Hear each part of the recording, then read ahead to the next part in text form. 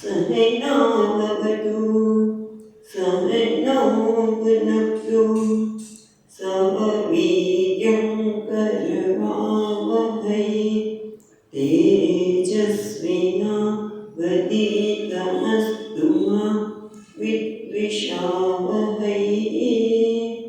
ॐ शान्ति शान्ति शान्तिः। ॐ पूर्णमदः पूर्णमिदं पूर्णात् पूर्णमुदच्यते पूर्णस्य पूर्णमादाय पूर्णमेवावशिष्यते। ॐ शान्ति शान्ति शान्तिः। श्रुतिस्मृतिपुराणानाम् आलयं करुणालयं नमामि भगवत्पादं शङ्करं लोकशङ्करं शङ्करं शङ्कराचार्यं केशवं बादरायणं सूत्रभाष्यकृतौ वन्दे भगवन्तौ पुनः पुनः। ईश्वरो गुरुरात्मेति मूर्तिभेदविभागिने व्योमवद्व्याप्तदेहाय दक्षिणामूर्तये नमः। ॐ पार्थाय प्रतिबोधितां भगवता नारायणेन स्वयं व्यासेन प्रथितां पुराणमुनिना मध्ये महाभारतम् अद्वैतामृतवर्षिणीं भगवतीम् अष्टादशाध्यायिनीम् अम्ब कामनुसन्दधामि भगवद्गीते भवद्वेषिणम्। यं ब्रह्मा वरुणेन्द्ररुद्रमरुतः स्तुन्वन्ति दिव्यैस्तवैः वेदैः साङ्गपदक्रमोपनिषदैः गायन्ति यं सामगाः। ध्यानावस्थिततद्गतेन मनसा पश्यन्ति यं योगिनः यस्यान्तं न विदुःसुरासुरगणाः देवाय तस्मै नमः।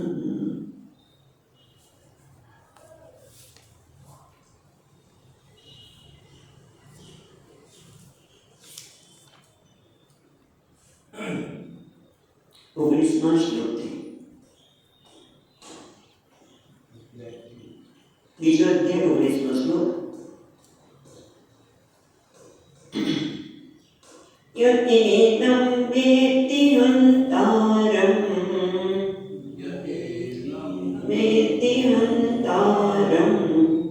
યશ્ચૈनं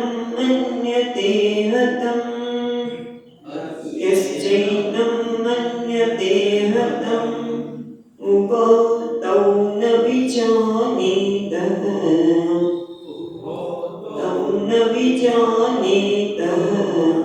નાયં હન્તિ ન હન્યતે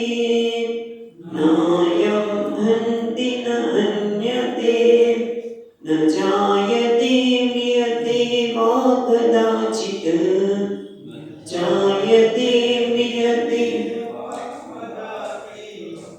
નાયં ભૂત્વા ભવિતા વા ન ભૂયઃ નાયં ભૂત્વા ભવિતા વા ન ભૂયઃ યજો નિત્ય શાશ્વતોऽયં પુરાણઃ અજો નિત્ય શાશ્વતોऽયં પુરાણઃ ન હન્યતે હન્યમાને શરીરે હન્યતે હન્યમાને શરીરે.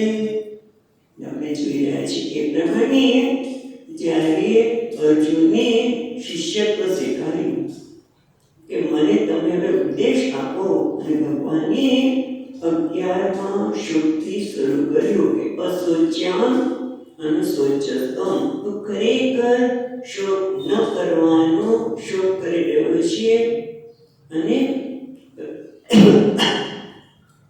પ્રજ્ઞા વાણી તો પંડિત જેવી ભણી રહ્યો છે. અને એના માટે પછી ધીમે ધીમે કારણ બતાવ્યું કે અસતનો ક્યારેય ભાવ નથી, અને જે સત છે એનો ક્યારેય અભાવ નથી.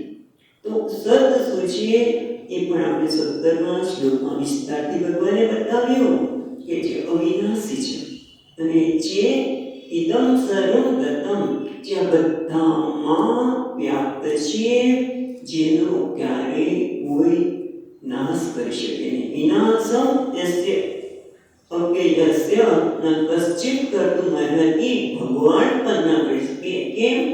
આપણે જોયું તો એ પ્રમાણે ભગવાન પણ એનો આત્મા છે, પોતાનો નાશ કોઈ કરે નહીં. અને જે અસત છે શું છે એ પણ 18મા શ્લોકમાં આપણે જોયું. ભગવાને બતાવ્યું કે અંતે મે દેહાહ, આ દેહ તો અસત છે, નાશને યોગ્ય છે, પણ કોના છે? શરીરની. જે શરીરને ધારણ કરનાર શરીરી છે, જે નિત્ય છે, અનાશી છે, અપ્રમેય. તસ્માત યુધ્યસ્વ ભારતમ. અને એટલા માટે અર્જુન તું લડ. ત્યારે અમે વિસ્તારથી ચર્ચા કરી હતી કે ભગવાન એને લડવાનું કહેતા નથી, પણ જેમ કહ્યું કે પહેલા તમે કાર્ય કરવા પ્રવૃત્ત થયા હોય અને કાર્ય તમે અટકાવી દો. કોઈ જે કારણ એવડાયું હોય કાર્ય અટકાવી દીધું. જેમ કે એકાદશનું દ્રષ્ટાંત કે રસોઈ કરવા માટે પેલી બેન થઈ, પછી ને તો ઘરે એકાદશી છે એટલે દાળ ચોખા ધોવાનું મૂકી દીધું, પણ પછી કોઈનો ફોન આવ્યો અને એને ખબર પડી તો એની દરમાં જોયું ભાઈ આજે એકાદશ નથી, આવતીકાલે છે. પાછા પ્રવૃત્ત થયા, રસોઈમાં પ્રવૃત્ત જ હતા, પ્રવૃત્ત થયા હતા, પણ શંકા થવાથી રસોઈ કરવાનું બંધ કર્યું, પાછા રસોઈમાં પ્રવૃત્ત થયા. એમ અર્જુન યુદ્ધ માટે આવે જ છે, યુદ્ધ કરવા માટે જ આવે. તો ધનુર્યજ્ઞ હાથમાં ધનુષ્ય લઈને તૈયાર છે, પણ સ્વજનને જોઈએ શોક અને મોહ થાય છે. ભગવાન કહે છે તું શરીરની જે દ્રષ્ટિએ જોઈએ તો અંતરિક્ષ છે, તું શરીરની દ્રષ્ટિએ જોઈએ તો પણ આ બધા જ અંતવંત છે, અને આત્મા તો અવિનાશી છે, માટે શોકને કોઈ કારણ નથી. માટે જે કાર્ય માટે તું પ્રવૃત્ત થયો હતો, તું જે કાર્ય માટે પ્રવૃત્ત થયો હતો, યુદ્ધ માટે, તસ્માત યુધ્યસ્વ ભારતમ, એના માટે જે પ્રતિષેધ આવ્યો, અવરોધ આવ્યો, એ અવરોધનું કોઈ કારણ નથી. એ આપણે જોયું. એ પછી ભગવાન 2 શ્લોકમાં કઠોપનિષદના મંત્રને ઉદ્ધૃત કરે છે, પણ એ મંત્ર પૂરા ટાંકતા નથી. એમાં થોડો ફેરફાર કરીને એનું કારણ પણ આપણે ગઈ વખતે જોયું હતું. અહીંયા ભગવાન શું કહે છે? 19મા શ્લોકમાં એદમ વેતિ હંતારમ, જે આને એટલે આત્માને હંતારમ હણનારો માને છે, એટલે ક્રિયાનો કર્તા માને છે, અને જે એમ માને છે કે હું ક્રિયાનું કર્મ જ, વર્તમ એટલે ક્રિયાનું કર્મ છું. જે પોતાને કર્તા માને છે અથવા તો પોતાની ક્રિયાનું કર્મ માને છે, અરે આ વ્યક્તિ મને આવું કહ્યું અને એની અસર પોતાના પર થઈ રહી છે, એટલે કે મારું અપમાન થયું, અથવા તો મારી આ કરવું નહોતું જોયું. ક્રિયાનું કર્તા માને છે એ બંને ખરેખર પોતાને જાણતો નથી. ન હંતે ન હન્યતે, એ ખરેખર હણનારો પણ નથી, એ કરતા પણ નથી, અને કર્મ પણ નથી કોઈનું. એમ કેમ કહો છો? તો કે એના માટે ઉપનિષદના જ મંત્રને અહીંયા બતાવતા કે છે ન જાયતે મ્રિયતે, આત્માનો ક્યારેય જન્મ પણ નથી અને મૃત્યુ પણ નથી. એટલે એનું મરણ પણ નથી, પણ તરત જ આપણને થાય તો પણ તમે પૂછવું પૂરતું નથી, પણ આજે ગરમ ગરમ ચા હાથ ઉપર પડી ગઈ અને હાથ તો કેટલો પડ્યો, તરત તારું ધ્યાન ત્યાં પડી ગયું છે. જે પીડા થાય છે એ તો સાચી કે નહીં? બધા આત્મા ભણતો નથી, એનો જન્મ નથી, પણ આનું શું? આ પીડા થાય છે એનું શું? કે પણ પીડા કયા સરળ થાય છે પૂછો? કારણ કે જ્યારે એમ કહેવામાં આવે છે કે આત્માનો જન્મ નથી, તો આત્માનો જન્મ નથી અને મૃત્યુ પણ નથી, અને એ ભૂતમાં એ નહોતો અને ભવિષ્યમાં આવશે એવું પણ નથી.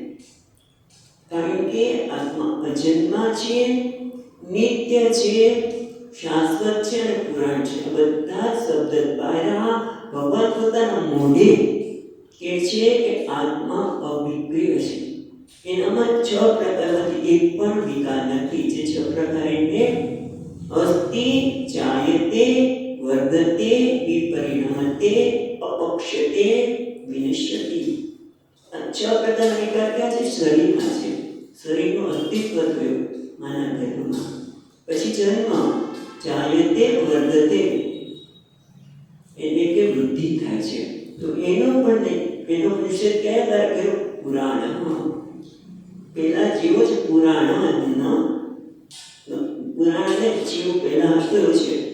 નવ હંમેશા એ નિત્ય નવીન છે, એટલે આપણે પણ વર્તન એ વધતો નથી, વૃદ્ધિ થતી નથી. શાશ્વત કહીને અપક્ષતે, શાશ્વત કહીને અપક્ષ, જેમાં કોઈ પણ પ્રકારનો ક્ષય થતો નથી, એટલે કે એનામાં ગુણથી પણ ક્ષય થતો નથી કે ગુણના રીતે પણ ક્ષય થતો નથી. એ પણ કારણ કે ઘણી બધી ધનની હાનિ થાય અને આપણે મારું ક્ષય થઈ ગયું, મારું બધું જતું રહ્યું વગેરે, કોઈ પ્રકારનો ક્ષય નથી, હંમેશા રહેવાનો છે, નિત્ય છે. અને આ રીતે ભગવાને કહ્યું કે ન હન્યતે હન્યમાને શરીરે, ન હન્યતે એટલે હન્યતે હણાવું, ન હન્યતે આત્મા હણાતો નથી. એટલે કેમ? કારણ કે એમાં કોઈ પણ પ્રકારની વિક્રિયા નથી. હણાવું એટલે પેલાનું જે છે એનો નાશ થવો, એમ પણ થયો ને, જે છે હણાઈ ગયો, આત્મા હણાઈ ગયો, હવે છે નહીં, એવું થયું ને. તો એનો અર્થ કે એમાં કોઈ પ્રકારની વિક્રિયા આવી. તો એ છે ન હન્યતે એટલે ન વિપરિણમતે, એમાં કોઈ પણ પ્રકારની વિક્રિયા નથી, અવિક્રિયત્વાદ. અને સાથે સાથે હન્યમાને શરીરે, શરીર હણાય ત્યારે પણ આત્મા હણાતો નથી. એટલે એમાં તો શું થયું કે આત્મા શરીરથી જુદો છે. તો પછી બધી ગરમ ગરમ ચા પડી અને આપણું સતત ધ્યાન જાય છે કે અરે રે કેટલી પીડા થાય છે, પણ આત્માથી શરીર જુદો છે. ન હન્યતે હન્યમાને શરીરે, આત્માથી શરીર જુદું છે, શરીર હણાય છે, શરીરમાં પીડા થાય છે. ગરમ ગરમ ચા પડી તો પીડા તો થવાની છે, બોલડા ઉઠવાના છે, તમે એની કદર નહીં કરો તો. પણ એનો અર્થ નથી કે આત્માને થયેલું છે. અને એટલા માટે કે છે હન્યતે હન્યમાને શરીરે. હવે આગળ કે છે એમ એનમ વ્યક્તિ હંતારમ, ત્યાંથી શરૂ કર્યું ભગવાને, અને નહન્યતે હન્યમાને શરીરે, એ જે પ્રતિજ્ઞા કરી હતી એનું હવે ઉપસંહાર કરતા 21મા શ્લોકમાં કહે છે. 21મો શ્લોક વાંચીશું.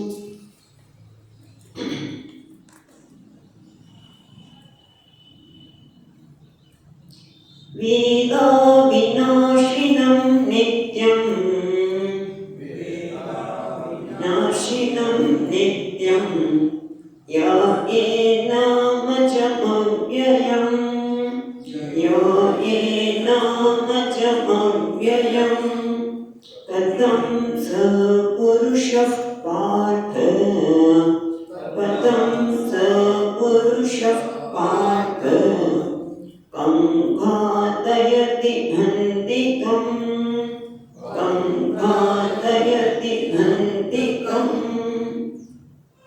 ભગવાન સમજાવે છે વેદા વિનાશિનમ નિત્યમ.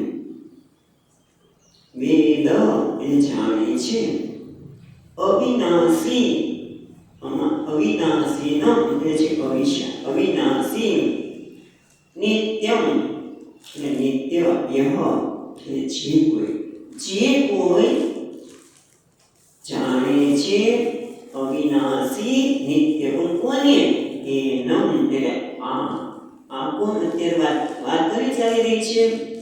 ભગવાન શેની વાત કોની વાત કરી રહ્યા છે? આત્માની.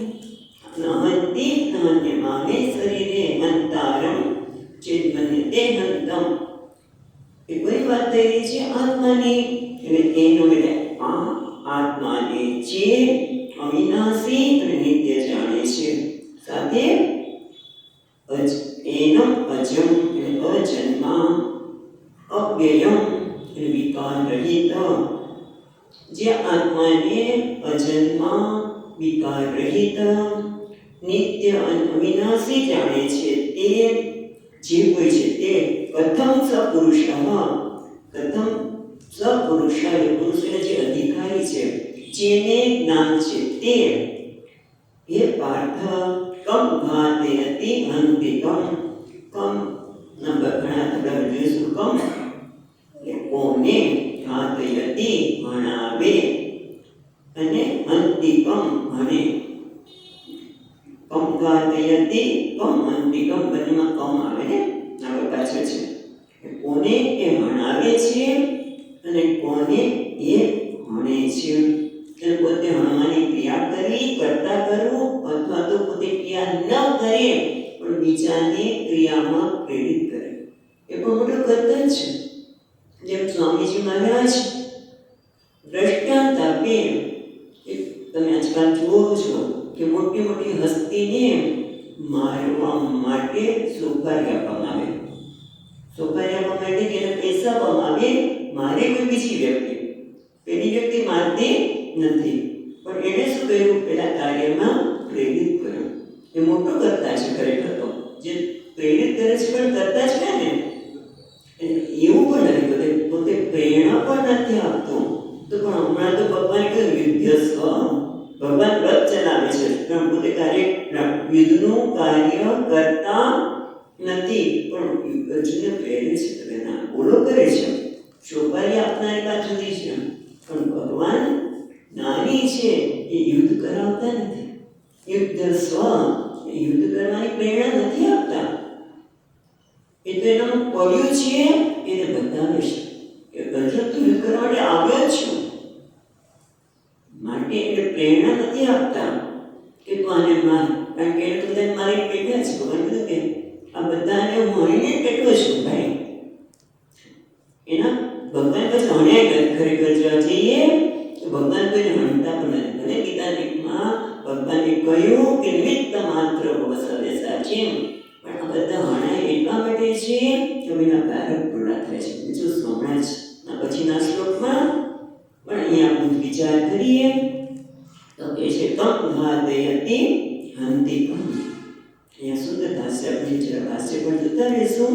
તો વેદ વિના જાનાતી, જે જાણે છે આત્મા જે અવિનાશી છે, એટલે કે અવિનાશી એટલે અત્યંત ભાવ વિકાર રહિત, એટલે છેલ્લું મૃત્યુ એ માણસનો નાશ કરતા. કેવું છે? અવિનાશી, જ્યારે ક્યારે મૃત્યુ જ નથી થતું. અને કેવું છે? નિત્યમ, જેનામાં કોઈ પરિણામ નથી, કોઈનો વિકાર નથી. અને એટલા માટે એ છે અજમ, જે જન્મ રહિત છે, અવ્યય, જે ક્ષય રહિત છે, એને સપુરુષ સવિદ્વાન અધિકૃત અંતિ અનંત્યા કરોતિ તમ ઘાતયતિ. હવે અહીંયા પ્રશ્ન થાય છે કે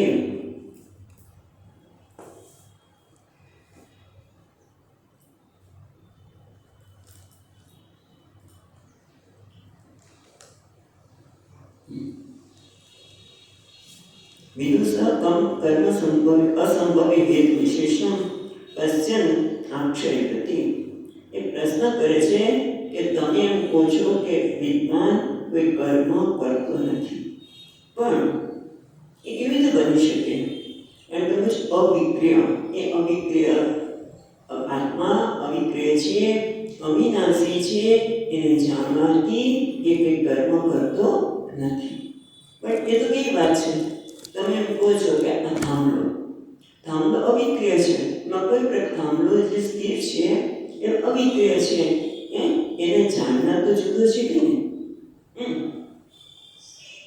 એને જાણનાર કોઈ જુદો છે કે નહીં?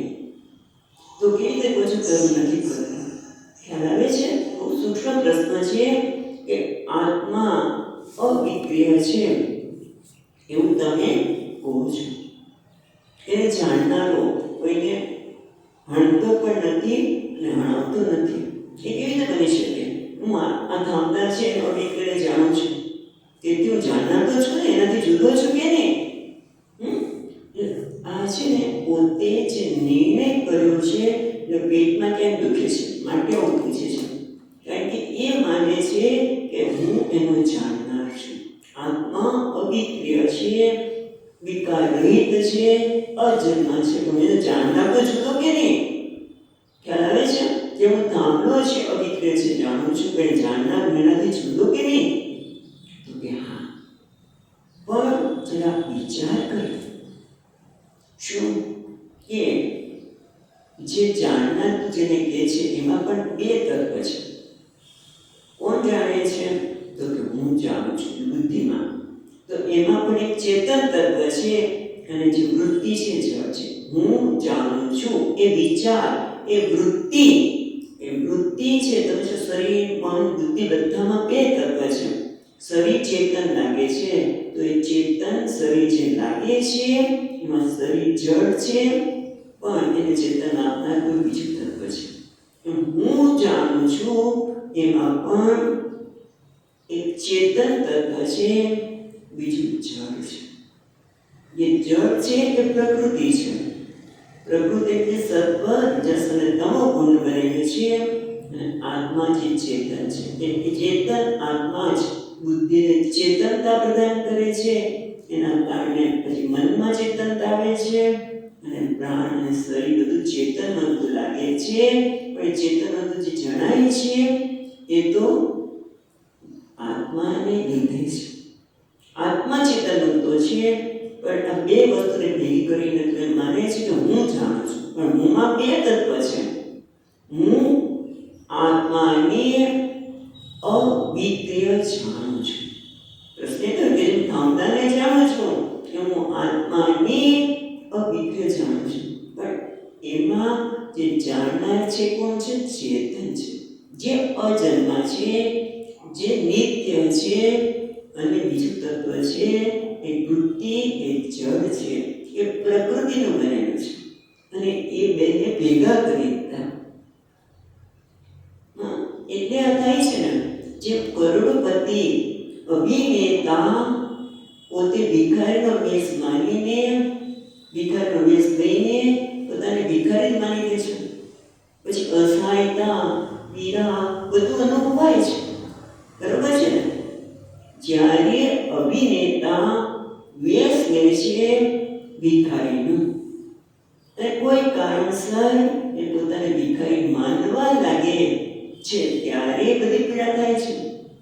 એમ હું ચેતન, હું એક આત્મા જે સ્વયં સિદ્ધ છે, સ્વયં પ્રકાશિત છે, જે ચેતન છે એ, અને આ શરીર શું છે? ઉપાધિ, પ્રકૃતિ, એ જળ છે, અને એને હું માની લઉં તો પછી આ બધી ગડબડ થાય છે. પણ જે પોતાને જાણે છે એનમ, અહીંયા તો વિદ્વાનની વાત કરે છે કે એનમ વ્યક્તિ, જે આને જાણે છે તે કે પોતે અજન્મા છે, પોતે નિત્ય છે, માટે કોઈ કર્મ થઈ શકે જ નહીં. વિક્રિયા, કર્મ માટે વિક્રિયા જોઈ એટલે હું કર્મનું કરતા નથી, પોતાને અકર્તા માને છે. તો એના માટે એ બહુ લાંબી ચર્ચા શંકરાચાર્ય મહારાજ કરે છે. એકદમ અદ્ભુત કે જે આત્માને જાણે છે તે સર્વકર્મ સંન્યાસી છે. એ કોણ છે? સર્વકર્મ સંન્યાસી. એટલે બધા કર્મનો ત્યાગ કર્યો ના, કર્મનો ત્યાગ કર્યો એને સર્વકર્મ સંન્યાસી નથી કહેતા. ભગવાન સર્વકર્મ સંન્યાસની ગીતામાં જ્યારે વાત કરે છે ત્યારે હા, એ સર્વકર્મ સંન્યાસીને જાણવા માટે, યોગ્ય વાતાવરણ માટે એ વિદ્વત સંન્યાસ લે અને કર્મનો બધો ત્યાગ કરે એક વાત છે. પણ એને પણ આ આત્મજ્ઞાનથી જાણવાનું છે કે હું સર્વ કર્મ સંન્યાસી છું. એ સાચા આત્મ સંન્યાસી છે. ભલે એને અત્યાર સુધી પ્રાર્થના કરી હોય, કર્મ એના ભગવાનને જાણવા માટે ખૂબ પ્રાર્થના કરી, પૂજા કરી, શ્રવણ કર્યું, બધું છોડીને એ સંન્યાસી પણ બન્યો. પણ છેવટે એને હું સર્વ કર્મ સંન્યાસી છું. એટલે પછી એ બધા શાસ્ત્ર દ્વારા કહેલા વિવિધ કર્મ સંન્યાસી બની ગયો. કયા? ના નથી કે હું કોઈ કર્મ કરતો નથી. એ કર્મનો ત્યાગ થઈ જ ગયો અને સર્વ કર્મ સંન્યાસી બની ગયો. પછી પણ એને શાસ્ત્ર જે કર્મો કરવાનું કહે છે, એકાદશી આવી, ગીતા પારાયણ કરો, પૂજા કરો, એ કરે પણ કરો, ન પણ કરે. ખ્યાલ આવે છે? એ કરે પણ કરો, ન પણ કરે, પણ એ જાણે છે. શું જાણે કે હું કરું છું, જાણે કે હું નથી કરતો. એના માટે આપણા શાસ્ત્રમાં ઉદાહરણ છે. કોણ? જનકરાજ. જ્ઞાન સંન્યાસી બધું છોડીને પણ તમે લઈ શકો, અથવા તો ગૃહસ્થાશ્રમમાં લઈને પણ લઈ શકો. હોય તો અઘરું પડે. ગૃહસ્થાશ્રમમાં પણ થઈ શકે ખરું, કારણ કે જનક છે. જનક રાજા જ્ઞાન પછી પણ રાજ્યનો કારભાર ચલાવે છે. પણ એ કારભાર ચલાવે છે ત્યારે પણ રાજ્યના જે કારભાર દરમિયાન જે કર્મથી એ વિકસિત પણ થતા નથી કે ચિંતિત પણ થતા નથી, કારણ કે જાણે છે કે હું કંઈ કર્મ કરતો નથી. હું આ રાજ્યનો કારભાર પણ ચલાવતો થઈ રહ્યો છે. મારી સન્નિધિમાં આ થઈ રહ્યું છે. એટલે જ્યારે બસ આ જાણવાનું છે. એ બંને પ્રકારનું જીવન શક્ય છે. એના માટે ભગવાન કહે છે ને, બંને પ્રકારનું જીવન શક્ય છે. એટલે પ્રવૃત્તિમય જીવન હોઈ શકે કે નિવૃત્તિમય જીવન હોઈ શકે. બીજામાં કહેવાના છે બંને પ્રકારની જીવન પ્રણાલી હોઈ શકે. પણ મહત્વનું શું છે? સર્વ કર્મ સંન્યાસ. અને એટલે કે જ્ઞાન નથી. એ ક્યારે થાય? કે જ્યારે હું કોઈ કર્મ કરતો નથી, એટલે કે મારે કોઈ પ્રયોજન સિદ્ધ કરવાનું નથી. ભગવાન ત્રીજા કહેશે, ભગવાન ત્રીજા અધ્યાયમાં કહેવાના છે કે નમે પાર્થાસ્તિ કર્તવ્યમ તેષુ લોકેષુ કિંચન. જે સર્વકર્મ સંન્યાસી છે એને કોઈ પ્રયોજન સિદ્ધ કરવાનું નથી. એ રાજ્યનો કારભાર ચલાવે છે, બધાને શિસ્ત પ્રમાણે રાખે છે. કારણ કે રાજા છે તો પ્રજાને શિસ્ત પ્રમાણે રાખે છે, બરોબર ન્યાય પણ કરે છે. પણ શું પ્રયોજન સિદ્ધ કરવાનું છે? કંઈ જ નહીં. ખ્યાલ આવે છે? બહુ મોટી વસ્તુને સૂક્ષ્મ વસ્તુ છે. એ જ્ઞાનથી સમજાય કે મારે કંઈ કરવાનું નથી. જ્યાં સુધી મને એમ લાગે કે આ વસ્તુથી મને કંઈક અસર થઈ. શ્લોકો તો બોલી નાખે, હું અકર્તા છું, ન હન્યતે હન્યમાને શરીરે હંતા ચેત હન્યતે હંતું. પણ જ્યાં સુધી એ બોલીએ છે પણ મને જ્યાં સુધી અસર થાય છે, એ શું બતાવે છે કે હું કોઈકના કર્મનો કરતા બન્યો. કોઈકે મને કશું કહ્યું, એની મારા ઉપર અસર થઈ. કદાચ બહારથી અસર બતાવે ખરો પણ અંદરથી ન હોય. તો પણ શક્ય છે, જેમ આપણે વાત કરી હતી પેલા વિદ્વાન રડવા લાગ્યા પુત્રના મૃત્યુથી. બધાને શાંત કરાવતા હતા. બહારથી રડે છે પણ અંદરથી એને ખબર છે કે હું વિક્ષિપ્ત નથી, હું રડતો નથી. બહારથી જાણે કે વિક્ષિપ્ત છે, કારણ કે એ જાણે છે વિક્ષિપ્ત, પણ ખરેખર હું વિક્ષિપ્ત નથી. એટલે કોઈ પણ વસ્તુ જ્યારે એ વ્યક્તિ હોય, પ્રસંગ હોય કે ઈશ્વર હોય, એ કોઈ પણ હોય, પણ એ મને વિક્ષિપ્ત ન કરે તો શું થયું કે હું કર્મનો કરતા નથી. કોઈ કર્મ મારા ઉપર અસર કરતી નથી, એટલે હું કોઈના કર્મનો વિષય નથી. ખ્યાલ આવે છે? તે જ ખરેખર આત્માને જાણે છે. પછી આપણે આગળ જોઈએ. બહુ સુંદરની વાત કરી છે. આપણે લાંબુ નથી જોતા,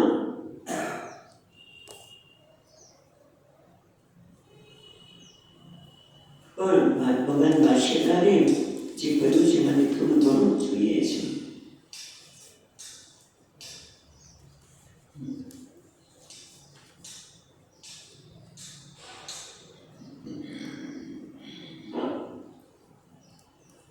તમે કહ્યું દેહ આત્મા વેદા વિનાશિનમ નિત્યમ.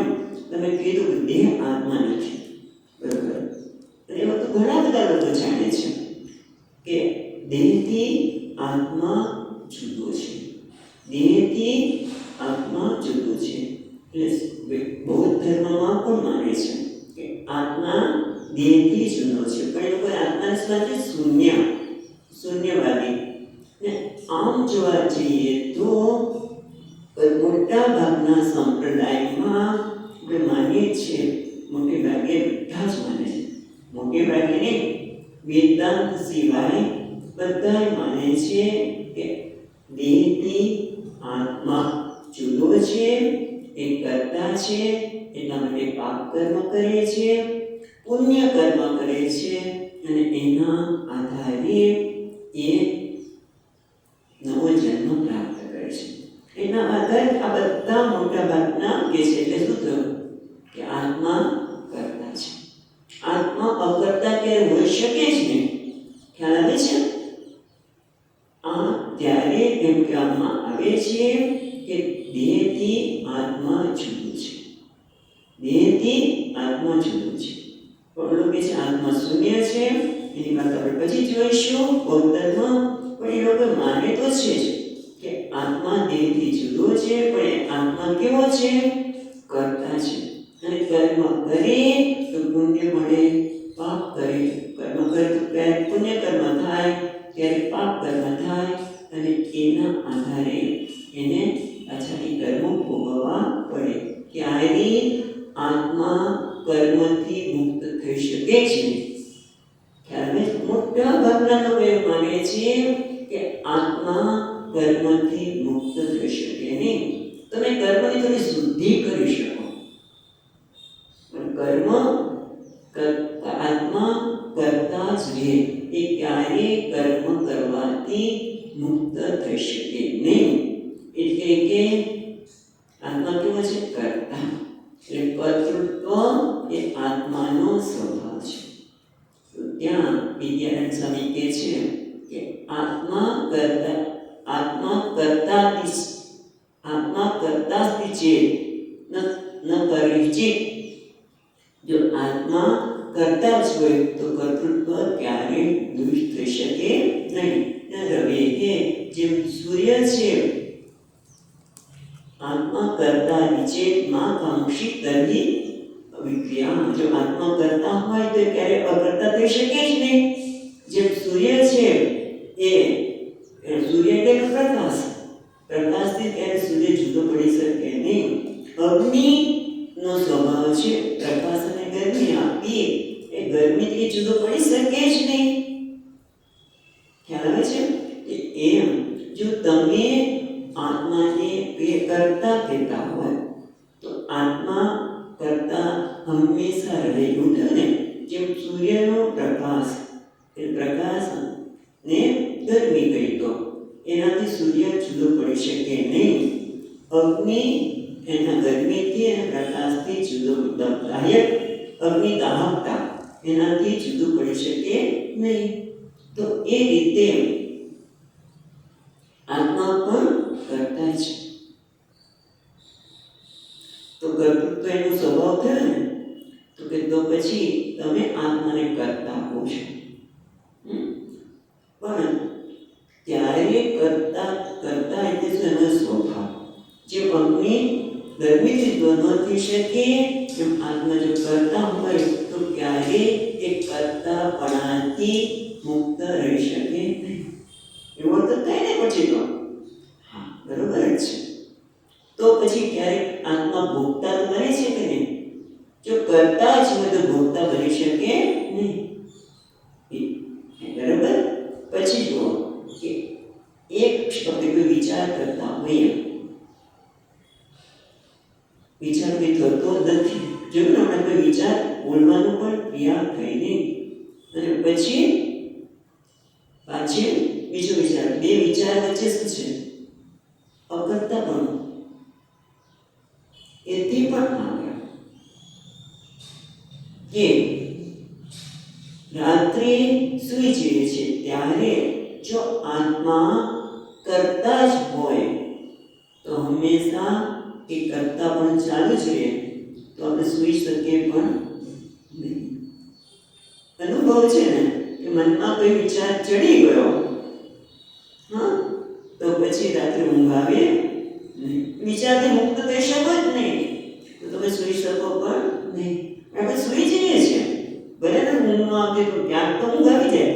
વિચારે ચડી ગયા હોય તો આખી રાત આપણે જાગતા નથી. હા, ભલે માણસ એમ કહે કે આખી રાત જાગ્યો છે, હોતું નથી. સૂઈ જઈએ છીએ ત્યારે આપણે કરતાપણામાંથી મુક્ત થઈએ છીએ કે નહીં? ભોગતાપણામાંથી મુક્ત થઈએ છીએ કે નહીં? થઈએ છીએ. તો કરતા એ આત્માનો સ્વભાવ નથી. ખ્યાલ આવે છે? તો એવું કેમ લાગે છે? જેના માટે જુદું દ્રષ્ટાંત કહીએ આપણે કે તમે આંગળી અગ્નિમાં નાખો, અગ્નિ છે મતલબ હાથમાં તો અગ્નિ નાખો તો હાથ પડી જાય કે નહીં? એ તમે કોઈ અગ્નિ તમને કેમ પાડ્યો? કે મને દજાડ્યો કે નહીં? અગ્નિ મને દજાડ્યો. તમે અગ્નિને પૂછો અગ્નિ કે હા તે મને દજાડ્યો, તો કે હા મેં તને દજાડ્યો. પછી તરત કે છે અગ્નિ કે છે હું દજાડતો નથી. કેમ?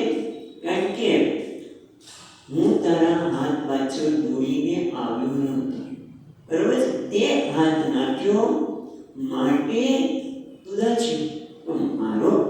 એટલે કર્તૃત્વ ખરેખર આપણો સ્વભાવ છે જ નહીં.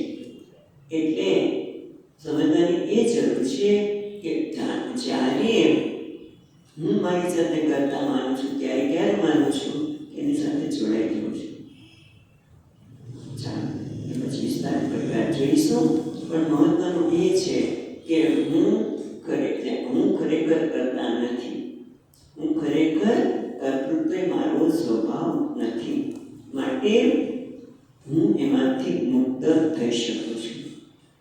એટલા માટે મહત્વની વસ્તુ એ છે, પ્રશ્ન ક્યાં થયો હતો શરૂઆતમાં કે હું આ અવિજ્ઞ ધામનાને જાણું છું ત્યારે હું એનાથી જાણતા જુદું છું. એમ આત્માને પણ આપણે જાણીએ છીએ કે આ કેના દ્વારા જાણીએ છીએ? મન દ્વારા. પણ એ મન કયું? જે સંસ્કૃત મન છે. આત્મા જે નથી, આગળ પણ વાત કરી અપ્રમાતા, આત્મા અપ્રમેય છે. ત્યારે આપણે વિસ્તારથી ચર્ચા કરી હતી કે સંસ્કૃત મન દ્વારા, સંસ્કૃત એટલે જેણે શાસ્ત્રનો અભ્યાસ કર્યો છે, જેણે કર્મો દ્વારા અંતકરણી કર્મયોગ ભાવનાથી અંતકરણી શુદ્ધિ કરી છે, એનું નામ સંસ્કૃત મન. અને એ મન દ્વારા એ જાણે છે કે હું આ ક્રિયાનું કરતા નથી. નૈવ કિંચિત કરોમિતિ, મેં ક્યારેય કર્મ કર્યું નથી. આ બધું ઇન્દ્રિયાણી ઇન્દ્રિયાર્થેષુ વર્તતે નૈવ કિંચિત કરોમિતિ. ઇન્દ્રિયોના કર્તૃત્વ છે ક્યાં છે? તો તો કે આત્મા કરતા નથી, પણ કર્મ ક્યાં થયેલું છે? તો કે શરીર આ 3 ગુણોમાં. 3 ગુણ સત્વ રજસ અને તમસ. તમોગુણથી શરીર બનેલું છે, રજોગુણથી કર્મેન્દ્રિય અને પ્રાણ, સત્વગુણથી મન અને જ્ઞાનેન્દ્રિયો. અને ક્યાં જ્ઞાનેન્દ્રિયો, કર્મેન્દ્રિય અને શરીર દ્વારા થાય છે, એ પ્રકૃતિમાં થાય છે. હું કંઈ કરતો નથી, મારી સન્નિધિ માત્રથી આ બધું ચેતન બનતું બને છે. હું કંઈ કર્મ કરતો નથી. આવું એ જાણે છે. માટે આગળ 18 તેમાં કહેશે, એક શ્લોક આવશે, યમેન. હવે આ શ્લોક પછી યાદ આવશે. 18 શ્લોક જોઈએ નહીં.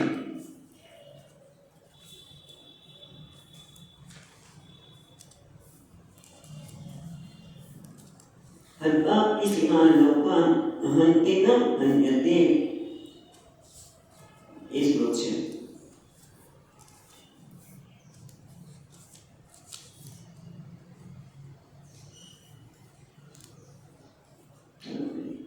એટલું બરોબર યાદ છે કે हत्वापि सीमान् लोकान् न हन्ति न मन्यते.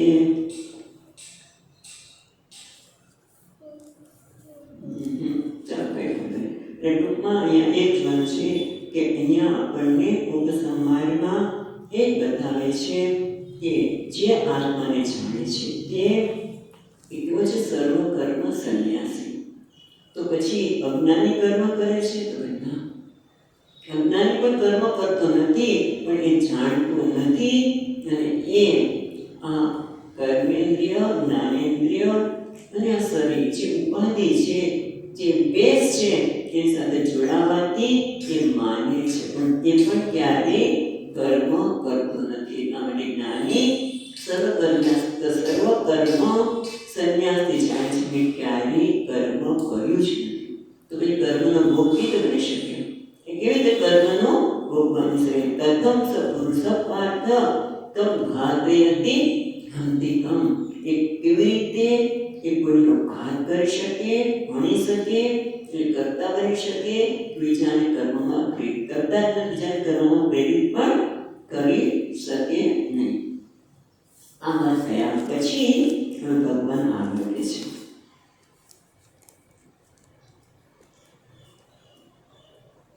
પ્રકૃતમ વક્ષ્યમાણઃ તત્ર આત્મનો વિનાશિત્વમ અવિનાશિત્વમ પ્રતિજ્ઞાતમ. અત્યાર સુધી ભગવાને આત્મા જે અવિનાશી છે એની પ્રતિજ્ઞા કરી, એને આગળ બતાવે છે કે આત્માનો ક્યારેય નાશ થતો નથી. બીજા દ્રષ્ટાંત દ્વારા 22મા શ્લોકમાં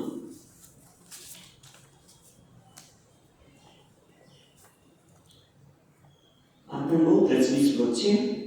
વાસાંસि જીર્ણાનિ યથા વિહાય, વાસાંસि જીર્ણાનિ યથા વિહાય, નવાનિ ગૃહ્ણાતિ નરો પરાણિ, નવાનિ ગૃહ્ણાતિ નરો પરાણિ, તથા શરીરાણિ વિહાય જીર્ણાનિ, તથા શરીરાણિ વિહાય જીર્ણાનિ, अन्यानि संयाति नवानि देहि, अन्यानि संयाति नवानि देहि.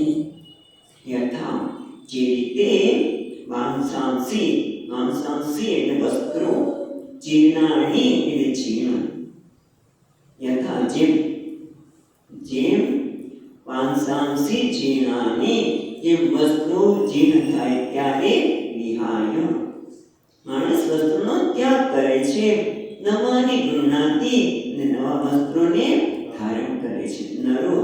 નરઃ અપરાણી નવાની ગૃહ્ણાતિ.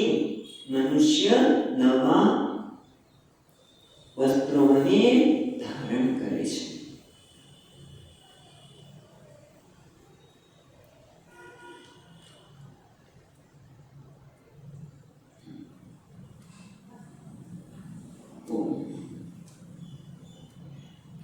મનુષ્ય પ્રાણી એટલે બીજા નવા વસ્ત્રો શરીરાણિ વિહાય જીર્ણાનિ અન્યાનિ સંયાતિ નવાનિ દેહી. તેવી જ રીતે દેહી દેહને ધારણ કરનાર જે દેહી છે એ પણ શું કરે છે? શરીરાણિ વિહાય જીર્ણાનિ, આ શરીર જૂનું થઈ જાય ત્યારે ત્યાગ કરીને નવા અન્યાની સંયાતિ નવાની, બીજા નવા સંયાતિને પ્રવેશે છે. નવાની સંયાતિ એટલે કે જેમ જૂના વસ્ત્રો છોડીને નવા વસ્ત્રો ધારણ કરીએ છીએ તેમ જીવાત્મા દેહને ધારણ કરનાર જૂના શરીરને છોડી બીજા નવા શરીરને ધારણ કરે છે. તો અહીંયા સંયાતિ એટલે પ્રવેશ કરે છે, નવા શરીરમાં પ્રવેશ કરે છે. એટલે અહીંયા જો પહેલા શું કહે છે? નર એટલે એક અર્થ થાય મનુષ્ય, બીજો અર્થ થાય ન રિયતે ઇતિ નરઃ, ન રિયતે ઇતિ નરઃ, જે રહેતો નથી એનું નામ છે નર. બરોબર? એ શું કરે છે? કે નરઃ મનુષ્ય જીર્ણ વસ્ત્રનો ત્યાગ કરે છે. વસ્ત્રો જૂના થઈ ગયા છે એનો ત્યાગ કરે છે.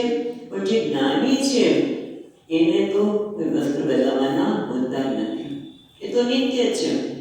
પણ જે પોતાને દેહી માને છે, દેહને ધારણ કરનાર જીવાત્મા છે, એ પણ હંમેશા રહે છે. અને એ વસ્ત્રો જૂના થતા જેમ છોડી દે છે એમ, અને વસ્ત્રો જૂના થતા એ જૂના થયા છે પણ નક્કી કરે છે. એ પણ બહુ મહત્વનું છે. કારણ કે દરેકની વ્યાખ્યા જૂના વસ્ત્રોની જુદી છે. જેમ કે તમે અમેરિકામાં ત્યાં છો તો 1 વર્ષ ગાડી ચલાવે પછી નવી લે. કેમ? જે પોસાય છે એના માટે એને 1 વર્ષમાં ગાડી ચલાવી, હવે જૂની થઈ ગઈ નવી રીતે. અને જેને વેચી એના માટે, જેને ખરીદી છે એના માટે નવી છે, પેલાના માટે જૂની થઈ ગઈ એના માટે નવી છે. અને કેટલાક લોકો તો જૂની ગાડી લે અને એને સરસ મજાની જે કંઈ જરૂરી હોય એ કરાવી અને એને એન્ટિક તરીકે આપે કે મારી પાસે એન્ટિક બહુ જૂની વસ્તુ છે. પણ એ જૂની કોને નથી કરવાની? એ જૂની નથી કહેતા, એન્ટિક કહે છે. પાછા જૂની છે ને મારી પાસે એન્ટિક વસ્તુ છે. જેમ સ્વામીજી મહારાજ કહેતા કે ત્રિવેન્દ્રમમાં જે રાજા હતા એને એવો નિયમ હતો કે મંદિરે ચાલીને દર્શન દરરોજ કરવા છે, દરરોજ ચાલીને દર્શન કરવા છે, અને દરરોજ નવા વસ્ત્ર પહેરવાનું. બીજે દિવસે આગલે દિવસે પહેલા વસ્ત્ર નહીં પહેરવાના, એ વસ્ત્રો દાનમાં આપી દે. રાજા માટે વસ્ત્રો જૂના થઈ ગયા અને બીજા માટે નવા થઈ ગયા. અને પાછા ઘણા લોકો દાનમાં મળેલી વસ્તુ વેચી દે થોડા વાપરીને, તો એને માટે જૂની થઈ ગઈ, બીજાના માટે ખરીદીના માટે નવી થઈ ગઈ. એટલે નવું અને જૂનું કોણ નક્કી કરે છે? ખ્યાલ આવે છે? એવી રીતે તમે કે વસ્ત્ર જૂનું થઈ ગયું માટે એ નવું અને જૂનાની વ્યાખ્યા પણ જુદી છે. અને બીજો એક પ્રશ્ન થાય કે જૂનું એટલે કે હવે એનું પ્રયોજન પૂરું થયું. આપણે જૂનું એટલે કેમ કહીએ કે હવે આ કોઈ જરૂર નથી, હવે નથી ગમતું આ વસ્ત્ર, બીજું નવું લઈએ. કેમ? અત્યાર સુધી એને મારું પ્રયોજન સિદ્ધ કર્યું. અને એવું જ ઘણી વખત આપણે પ્રશ્ન થાય કે શરીર જૂનું થયું એટલે પ્રારબ્ધ પૂરા થયા, પ્રયોજન પૂરું થયું. તો એ રીતે જે આત્મહત્યા કરે છે એનું શું? એનું ક્યાં જીવન થયું છે? એના માટે એવું લાગે છે કે હવે મારે આ શરીરથી કોઈ પ્રયોજન સિદ્ધ કરવાનું નથી, માટે આત્મહત્યા કરે છે. ખ્યાલ આવે છે? એક તો પ્રયોજન સિદ્ધ કરવાનું નથી. અને એટલા માટે જ તમે જુઓ કે વસ્ત્ર જૂનું થયું કે નવું થયું એ દરેકની પોતાની સમજણ પર આધાર રાખે છે. એ રીતે જ્યારે આ શરીર આપણે છૂટી જાય છે અને નવું શરીરમાં પ્રવેશ કરે છે જીવાત્મા, ત્યારે પણ એ કેવી રીતે નક્કી થાય કે જીર્ણ થયું? કારણ કે ઘણી વખત પ્રશ્ન થાય કે ભાઈ વસ્ત્ર બહુ વાપર્યું પછી જીર્ણ, વસ્ત્ર આપણે વાપર્યું એટલે હવે જૂનું થયું કહેવાય, પણ જે વાપર્યું જ નથી હજી તો નાનું બાળક છે અને એને કેવા રોગ થતા હોય છે, તો એનું વસ્ત્ર કીધું જીર્ણ થયું કહેવાય. હવે 40 વર્ષનો યુવાન છે, હવે એને કેન્સર થઈ ગયું. સ્વામીજી 40 વર્ષના યુવાનને બ્લોકેજ આવ્યા, કેટલી ઘણી બ્લોકેજ થઈ ગઈ છે અને ક્યારે શરીર શાંત થઈ જાય ખબર પડતી નથી. તો એ જીવન કેવી રીતે કહેવાય? તમે કોઈને આશ્વાસન આપો કે ભાઈ શરીર જીવન થઈ ગયું, આપણે નવા વસ્ત્ર પહેરીએ છીએ, એમ આ શરીર જીવન થઈ ગયું માટે એ નવા વસ્ત્રનું ધારણ કરવાનું છે. તો પણ જૂનું કેવી રીતે થયું? હજી તો નાનો છે પણ એના પ્રારંભ પૂરા થયા. એ આ શરીરમાં આવીને આપણને ખબર નથી, માટે આપણને પ્રશ્ન થાય છે કે આ જૂનું કેવી રીતે થયું? ભગવાન કેવા છે? પછી આપણે ભગવાનને દોષ આપીએ કે ભગવાને આને કેટલો વેલો લઈ લીધો. ભગવાન કોઈને લેતા નથી, ભગવાન કોઈને નવું વસ્ત્ર આપતા નથી. નવું વસ્ત્ર કયું લેવું એ પણ આપણે નક્કી કરીએ છીએ અને આ જૂનું વસ્ત્ર ત્યાગ કરવું એ પણ આપણા પ્રારબ્ધ કર્મ નક્કી કરે છે. ભગવાન કોઈને ભગવાન નથી કરતો, ભગવાન કેમ વેલો લઈ લીધો? આપણે ઘણી વખત ભગવાનને પણ દોષારોપણ કરીએ. ભગવાન કેવો ક્રૂર છે, ભગવાન કેવું ક્રૂર નથી ભાઈ. નહીં તો કહેવાય ભગવાન જો આવું કરતા હોય તો ભગવાન કેવો કહેવાય? નૈર્ગુણ્ય અને વૈષમ્ય દોષ કહેવાય. ભગવાનને ભગવાન ન કહેવાય. પછી જે મનુષ્યમાં વિષમતા હોય, એકને સોનાની વસ્તુ આપે બીજાને હળધૂત કરે તો એમાં વૈષમ્ય કહેવાય અને નિર્ગુણ્યને ક્રૂરતા કહેવાય.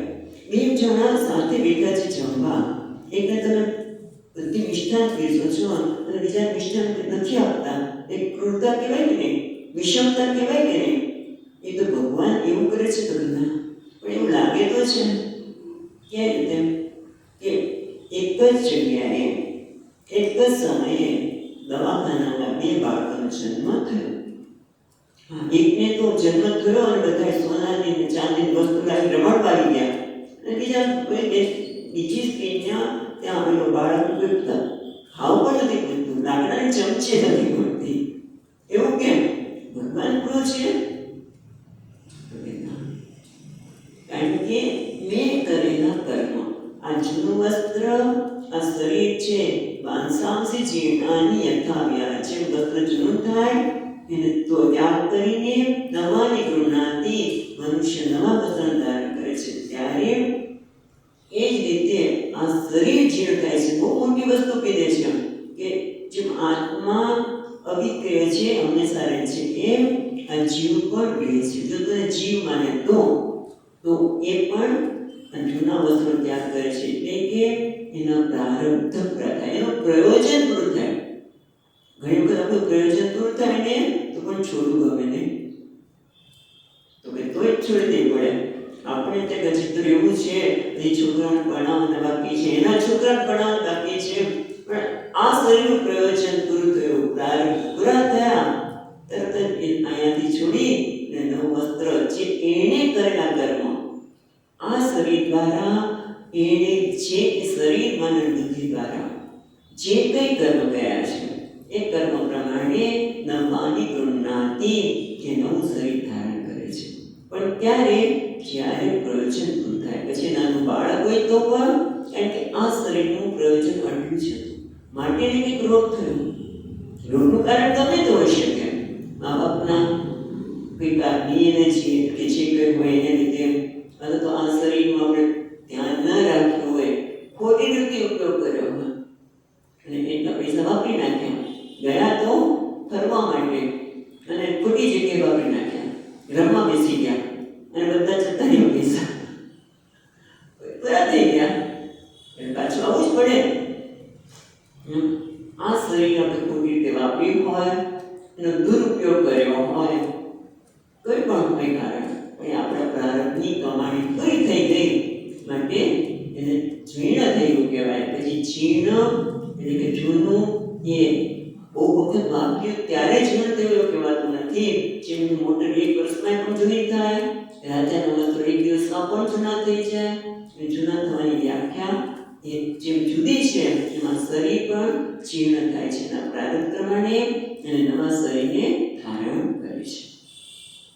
હવે જે આટલી વાત કર્યા પછી ભગવાન જે આગળ વાત કરી છે ને કે અસ્વચ્છા એટલે અહીંયા એ જ કહે છે તું શરીરની દ્રષ્ટિએ જો શરીરને ધારણ કર્યા તો એ પણ હંમેશા રહે છે, માટે પણ શોકનું કારણ નથી. આત્મા તો અવિક્રિય છે, અવિનાશી છે, માટે પણ શોકનું કારણ નથી. પાછા એ જ વસ્તુ આપણને ફરી વાર યાદ અપાવતા આત્મતત્વના સંદર્ભમાં 23મા શ્લોકમાં કહે છે. ચાલો 23મો શ્લોક પછી જોશું, બોલવાનું કે અર્થ નથી, આપણે પછી જોઈશું.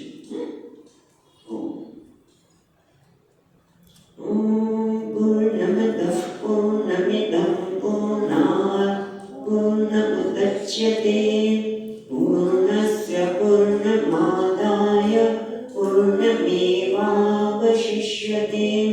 ઓમ શાંતિ શાંતિ શાંતિ.